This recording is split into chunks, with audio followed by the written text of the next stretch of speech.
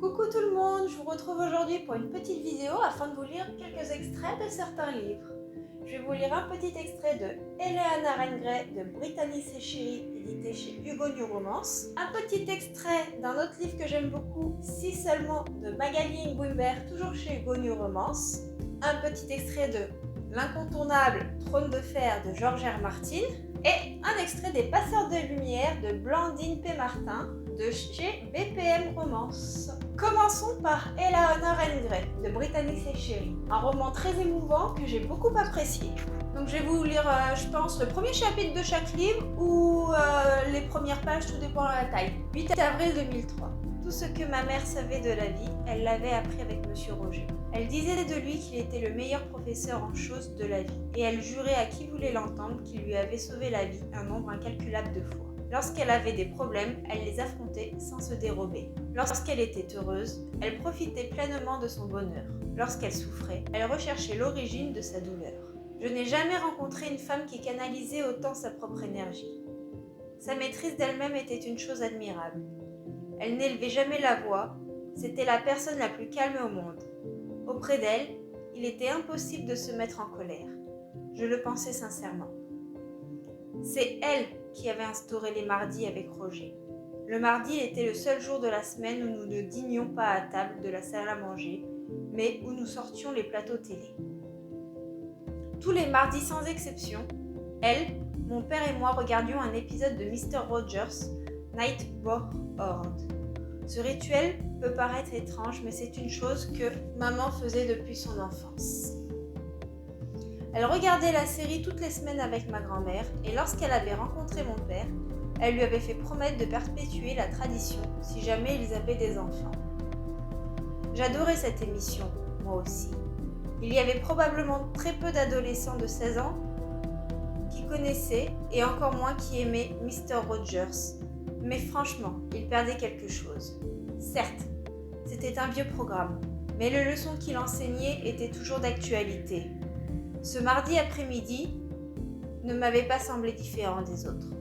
Nous avions mangé un pain de viande avec de la purée, parlé musique, ri aux mauvaises blagues de papa, et nous avions commenté la collection de cardigans de Monsieur Roger, qui rappelait la mienne, quand on sait que maman m'en tricotait un tous les ans pour mon anniversaire.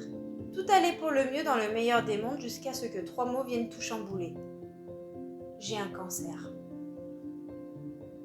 Mon corps réagit d'une façon que je n'aurais pas cru possible. Je m'effondrais dans les coussins du canapé comme si quelqu'un m'avait donné un grand coup de poing dans la poitrine, expulsant brutalement tout l'air contenu dans mes poumons. Je me tournai vers ma mère, incrédule, sonnée, blessée. La paume de mes mains devint moite, mon estomac se noua et j'eus l'impression que j'allais vomir. « Quoi ?» murmurai-je à peine capable de parler. 3 mots, seulement 3 mots. 3 mots qui modifiaient mon état d'esprit. 3 mots qui me brisaient le cœur. 3 mots que je n'aurais jamais voulu entendre. J'ai un cancer. Je regardais les lèvres de maman pendant qu'elle me parlait. Du moins, il me semblait qu'elle me parlait. Avait-elle vraiment dit quelque chose? L'avais-je Est-ce que j'entendais des voix? Ou bien étaient-ce des échos de mon passé qui revenaient me hanter? Grand-père avait eu un cancer. Il s'était battu contre le cancer. Il était mort d'un cancer. Rien de bon ne pouvait sortir de ce mot. Je hochai la tête en proie au plus grand désarroi lorsque des larmes se mirent à couler lentement sur les joues de maman. Je tournai les yeux vers papa et je vis qu'il allait pleurer lui aussi. Non. C'est tout ce que je parvins à dire.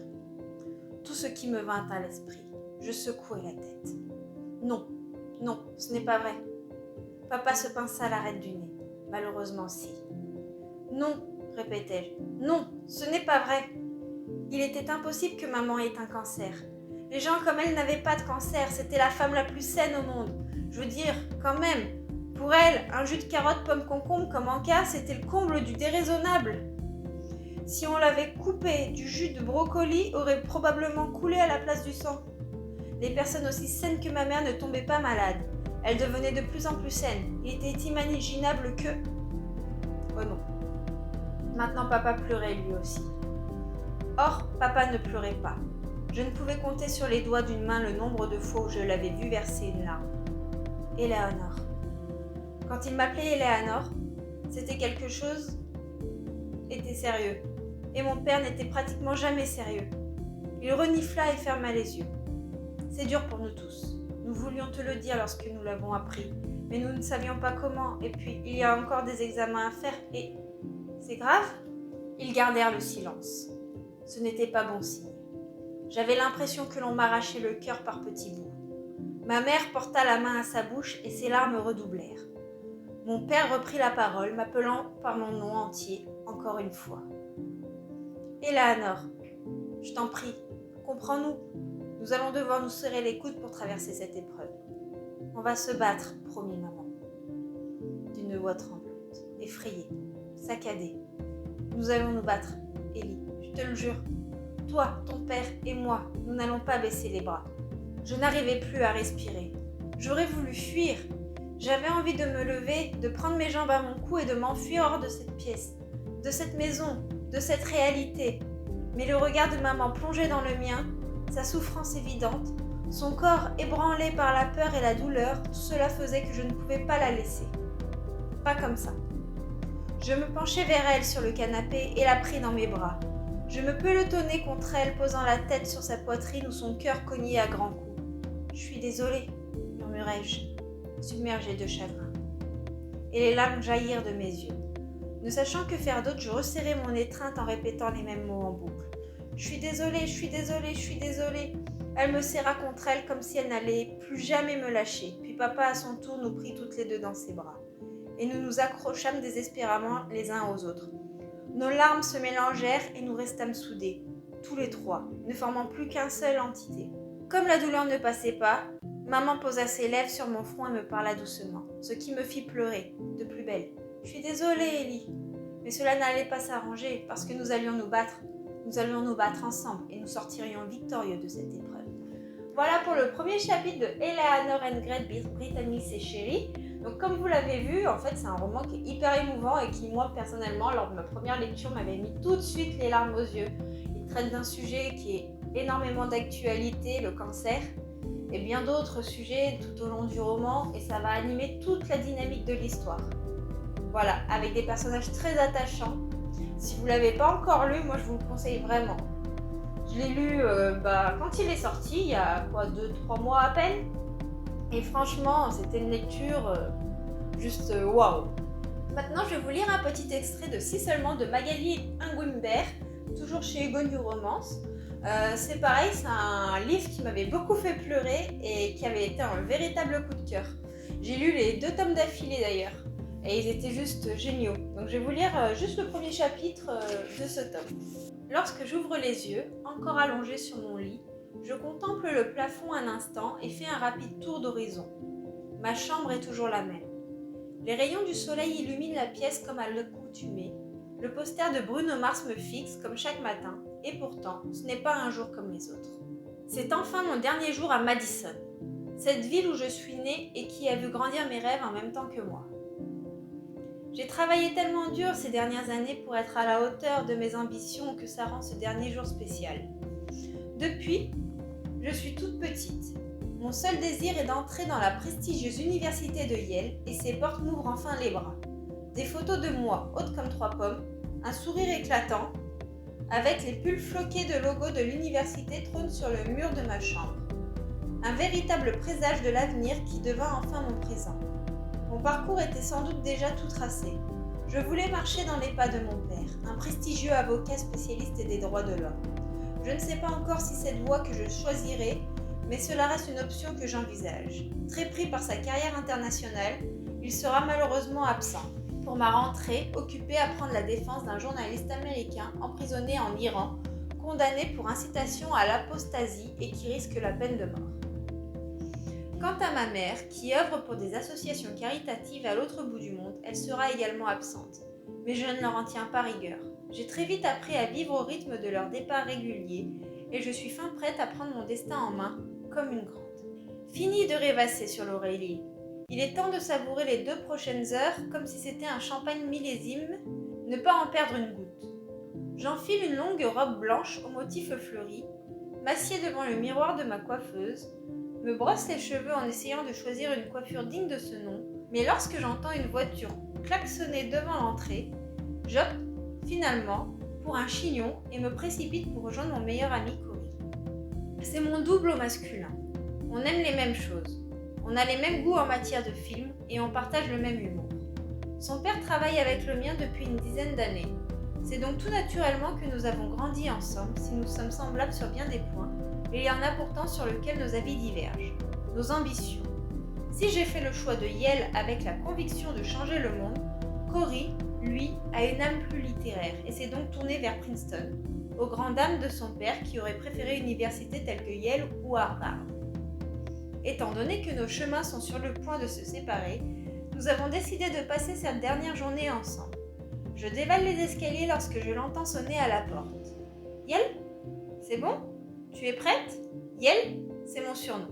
Mon désir inébranlable d'entrer dans cette université m'a valu ce pseudo bien plus connu par mes pairs que par mon véritable prénom, Alyssa. Oui, c'est bon, on peut y aller. Installée sur mon siège, je m'empresse de me tourner vers Cory avant qu'il ne démarre. Bon, qu'est-ce qu'on fait ? Il nous suffit d'un regard avant de répondre en chœur. On va chez Mona.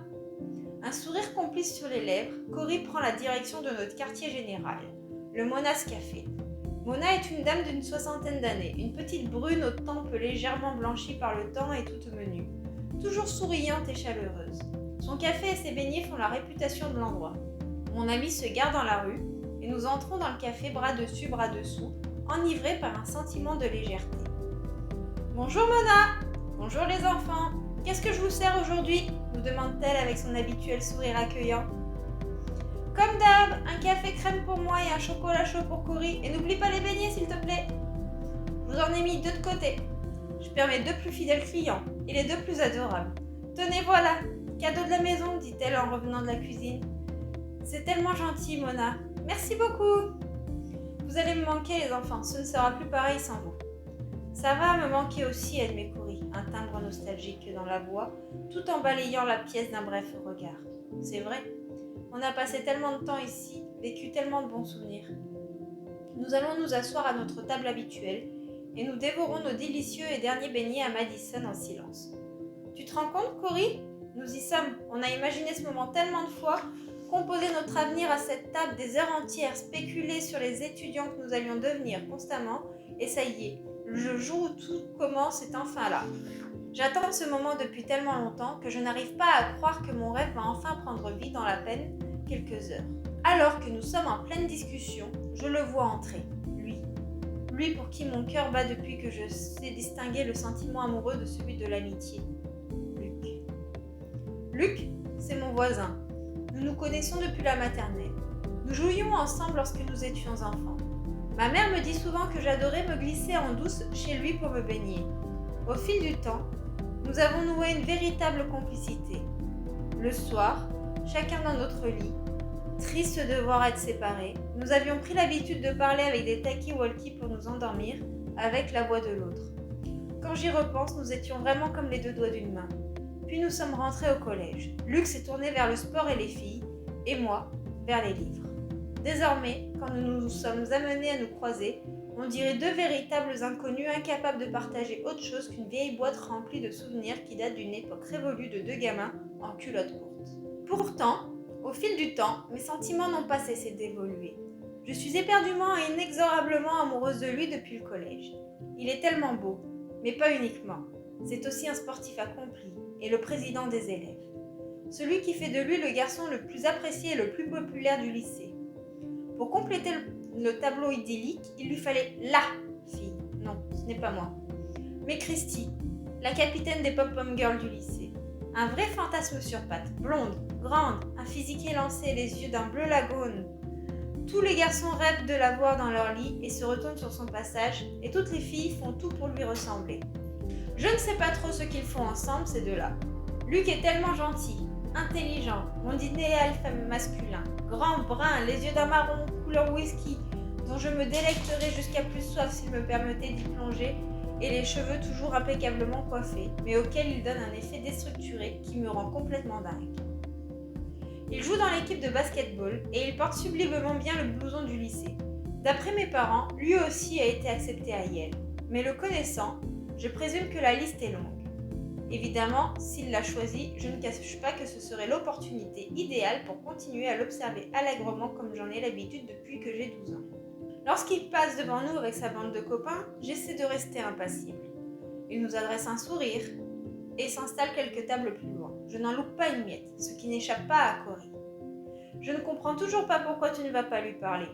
Mais pour lui dire quoi au juste ? Salut Luc, tu te souviens de moi ?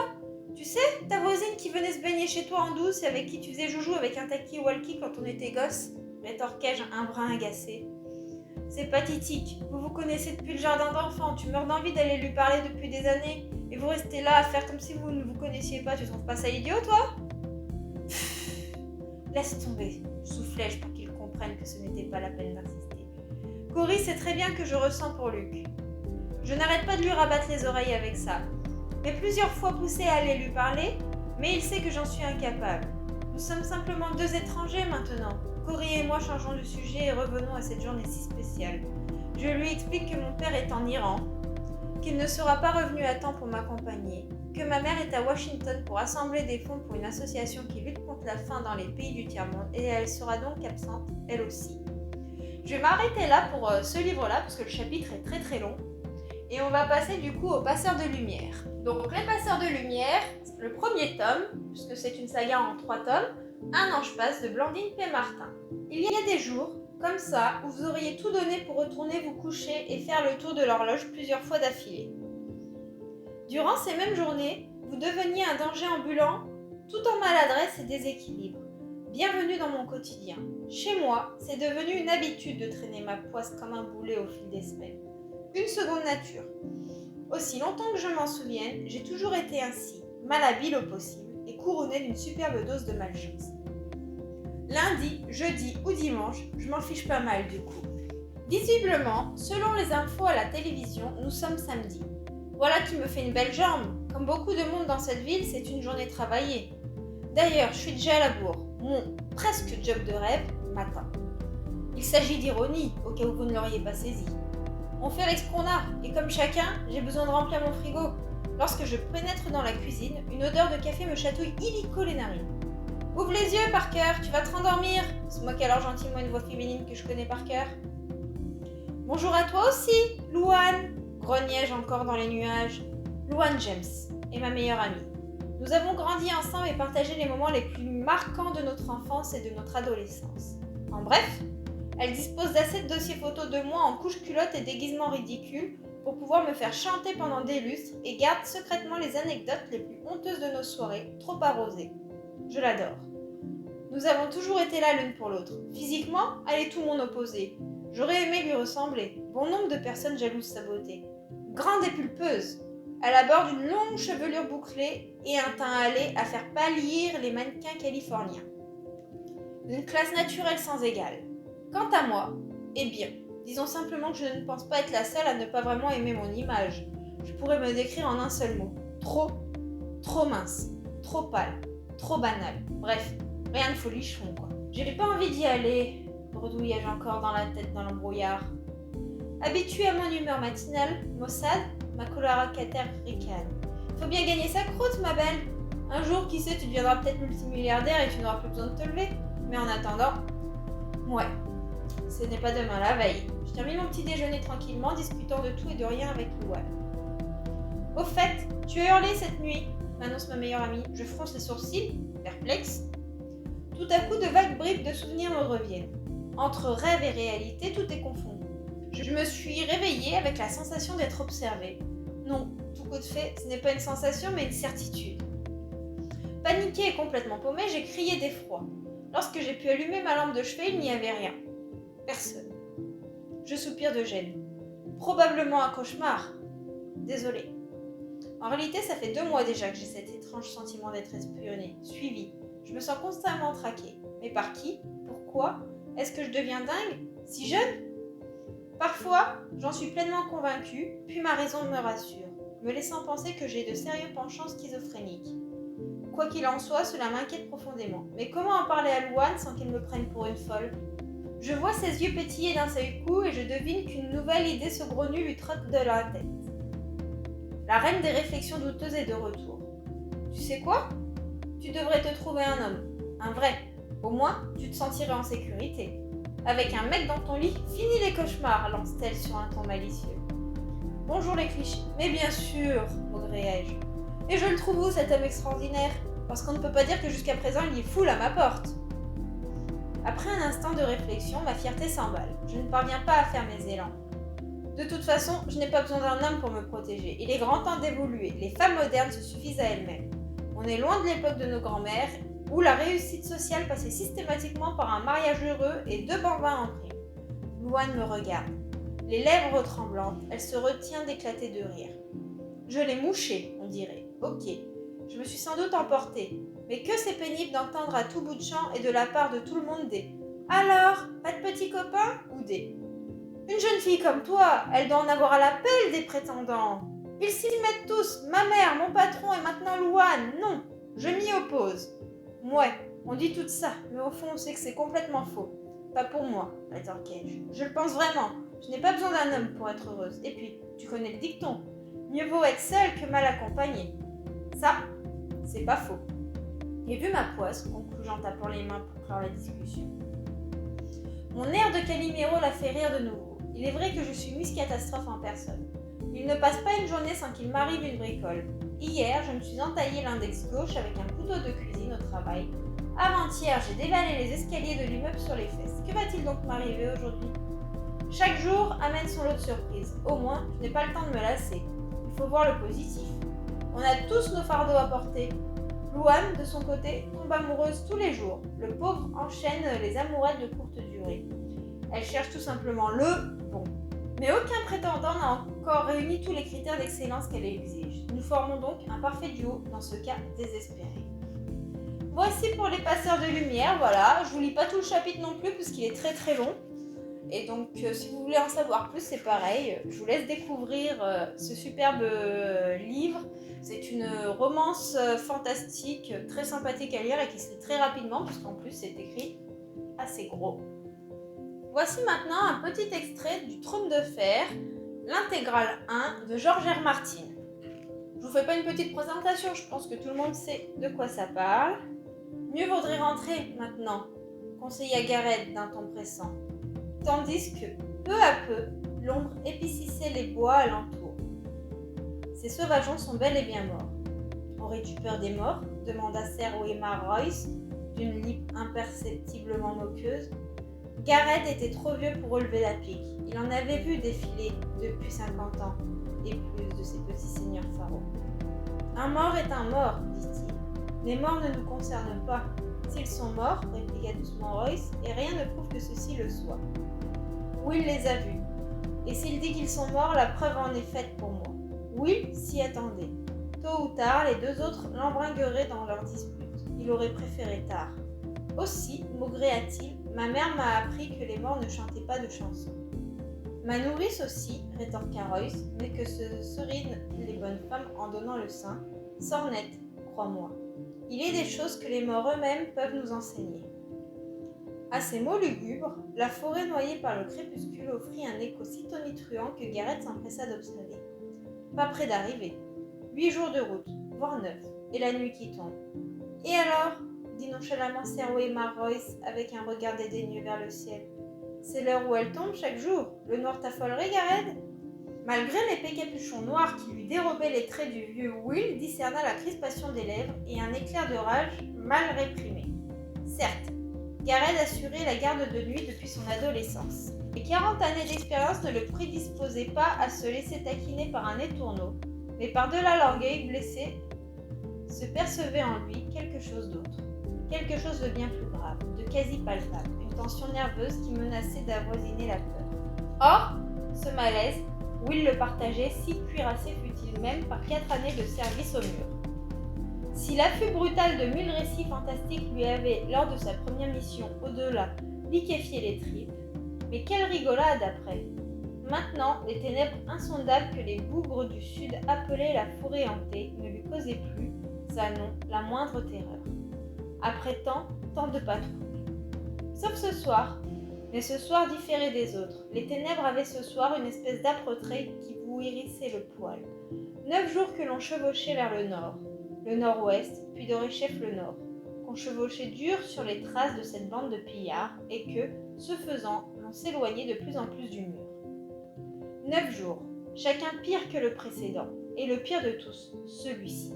Avec ce vent froid qui soufflait du nord et qui arrachait aux arbres des bruissements de choses en vie, à tout instant, Will s'était senti ce jour-là sous le regard de quelque chose, un regard froid, implacable, hostile. Gareth aussi. Et Will ne désirait rien tant que de regagner au triple galop la protection du mur. Un désir dont, par malheur, mieux valait faire son deuil quand on n'était qu'un subalterne. Surtout sous les ordres d'un chef pareil.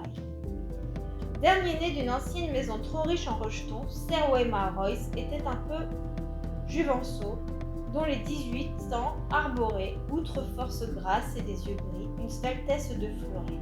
Juché sur son énorme destrier noir, il dominait le haut. Will et Gareth montaient plus petitement.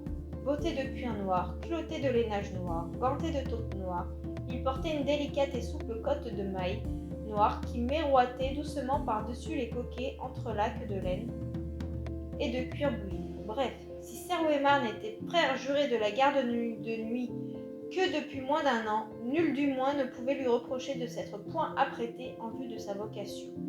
Surtout que le clou de sa gloire était une pelisse de zibeline noire, aussi moelleuse et douce que la soie. Comment? Non, se gossait Gareth au cours des beuveries du camp. Si fait, toutes ces bestioles, il les a tuées de ses propres mains, notre puissant guerrier, les petites têtes, quick, arrachées d'un tour de main. S'en était-on claqué les cuisses avec les copains? Quand même dur d'accepter les ordres d'un homme dont on se moque entre deux lampées, songea Will. Tout frissonnant sur son bourrin, Gareth a dû le penser aussi. Les ordres de Mormon étaient de les pister, ronchonna Gareth. On l'a fait. Ils sont morts. Plus la peine de s'en tracasser. Il nous reste une rude course et j'aime pas ce temps. S'il se met à nager, c'est 15 jours qu'il nous faudra, et la neige serait un moindre mal. Déjà vu des tempêtes de glace, mes sœurs? Le jeune chevalier parut ne pas avoir entendu. De son petit air favori d'ennui distrait, il examinait le noircissement du crépuscule. Mais Will l'avait déjà suffisamment pratiqué pour savoir que mieux valait ne pas interrompre quand il regardait de cette façon. Redis-moi ce que tu as vu, Will, point par point, sans omettre aucun détail. Avant d'entrer dans la garde de nuit, Will chassait. Braconnait, plus exactement. Aussi pris en flagrant délit par les francs coureurs des Malisters sur les terres des Malisters, en train de dépouiller un daim des Malisters, n'avait-il pas balancé entre le bonheur de perdre une main et celui d'endosser la tenue noire? Et les frères noirs s'avisèrent vite qu'ils n'avaient pas son pareil pour courir des bois silencieusement. Voilà pour ce petit extrait. J'espère que cette petite vidéo concernant des petits extraits de lecture vous aura plu. Si ce format vous plaît, n'hésitez pas à me le dire, je recommencerai, voilà. Si vous ne voulez pas louper les prochaines parutions, je vous laisse vous abonner à ma chaîne. En tout cas, moi je vous fais de gros bisous. Et puis je vous dis à bientôt.